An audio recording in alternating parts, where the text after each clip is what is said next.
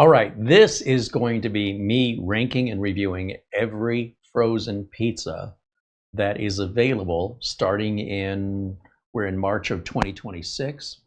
And I love pizza more than any other food. And I also like variety of different types of crusts and toppings. However, in the review, I'm going to try and focus primarily on common pizzas that are available to pretty much everyone without having to order it over the mail or something like that. And we'll be reviewing as many as we can until we run out. Each one will be done individually as a separate video and then later compiled into one large, massive compilation. And I thought we'd kick things off with a brand and a pizza I've never tried before. For whatever reason, I just never purchased it. It's pretty pricey. And I was told it was available at Whole Foods, but I actually stumbled on this. It's Sprouts. So depending on where you live in the world, Sprouts may or may not be familiar to you, but you can always look online to see if there's a retailer near you for any of the frozen pizzas that we show here. The technique I used for cooking these pizzas is to either use a pizza stone, if you have one. If you don't have one, cook directly on the oven rack. Hopefully you have a rack below it that you can put foil on to catch any drippings. Otherwise you may have a little bit of a mess, but I find that gives you a much better crust. So be that as it may, the one other tip I could offer to you is if you're cooking a thin crust pizza, if you're cooking anything thin, like a cookie, and you have a convection oven, use convection and let the hot air blow over that and cook it more evenly across, full 360 degrees. You'll get a better crust, you'll get a better, more even cook. The problem when using convection with thicker items is it often will cook the outside, but not equally cook the inside. But that's really for you to experiment with. This is Pinzza, Roman style crust. It's San Marzano tomatoes. It's a margherita pizza. It's tomatoes, mozzarella, provolone, and burrata cheeses with basil and San Marzano marinara sauce. This says to preheat the oven to 450 degrees on the center rack for 10 to 12 minutes. And let's just take a quick look at what this looks like while we're waiting for the oven to reheat. Open this bad boy up. I've heard lots of good things. And quite frankly, I can go buy a pizza at Little Caesars for half the price of this frozen one, but this should taste 4 times better if what I'm being told and seeing online is true. And I will gladly pay more for better quality ingredients and better tasting pizza. So we're going to find out if I think this is any good or not. And let's just get it opened. And I'll give you a close-up, and then we'll go to coming back from cooking it and show you what it looks like all cooked. I'll go ahead and cook it, put it on a board, like a cutting board, and I'll cut it up, and then I'll show you the end result and give it a taste test here. Let me bring this up to the camera. So that's what we're looking at. And it definitely looks like a higher quality pizza for sure than what you get from, say, your generic DiGiorno's and Totino's, but we'll be trying those on this channel as well. So let me go put this in the oven, and with the magic of editing, time will move, and you will see the pizza cooked and cut up, and I'll take my first bite. Here we go.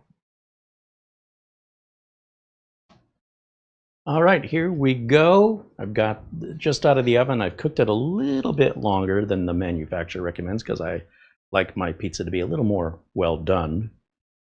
And just cutting it here, it's actually quite a crispy cut.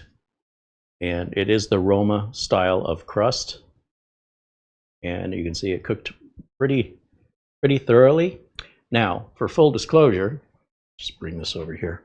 I have never in my life had burrata cheese, and from what I know about it, it's sort of bland and creamy. Not a big fan of a creamy pizza, but it's just on little splotches here and there, so we'll give it a shot. This is fresh out of the oven. It's very hot, and I'm excited to try this because I've heard so many good things. I have high expectations. Otherwise, I wouldn't have paid the price I did for this. So let's hope it's worth it. I've left this side here uncut. You can kind of see it's very firm and cooked really well done on the bottom. And I just don't want to burn the roof of my mouth off. Here we go.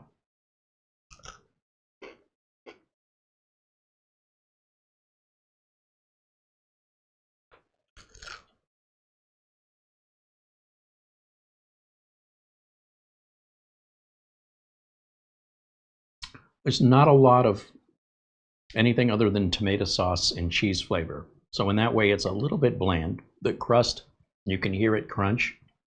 It's somewhere between a thick crust and a thin crust. It is neither, but somewhere in the middle.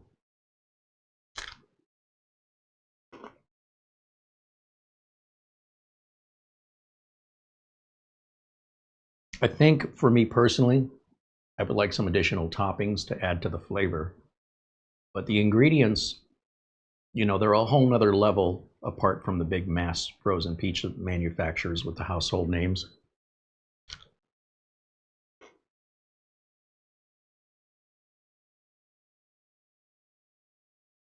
I would say it's a good pizza. It doesn't compare to going to a proper, let's say, Neapolitan pizza restaurant. And it's nearly the same price. So would I buy it again? You know, it wouldn't be a bad idea to buy something like this and then hit the vegetable section of the grocery store and put on your own vegetables and things to give it that little something extra it's missing. Flavor-wise, it's fine. It's non-offensive. It's not spicy. It's just marinara and cheese. As for burrata, I mean, I don't know if I've had a bite of it yet or not, but it just tastes like mozzarella. And provolone doesn't have much flavor either. So I would say overall on the flavor profile of this, the crust is okay. The sauce is fine, and the cheese is fine. So on a scale of 1 to 10, I think for me and my personal preferences, this is going to sit somewhere around 6.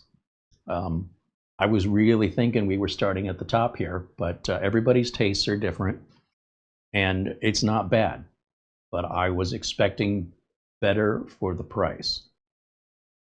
Just as a quick update, as I was just finishing the slice I was trying, I must have gotten into the burrata cheese because I tasted something that tasted to me like warm cream cheese. And I'm guessing that's what burrata is. I've never had that on a pizza before. It's not bad. It's just a little unexpected to have a cream cheese topping on a pizza. But for anybody who's ever had it before, or at least for what they're calling burrata cheese, which I'm assuming is all the same, it's like a very light cream cheese flavor. Okay, that was just a quick addendum.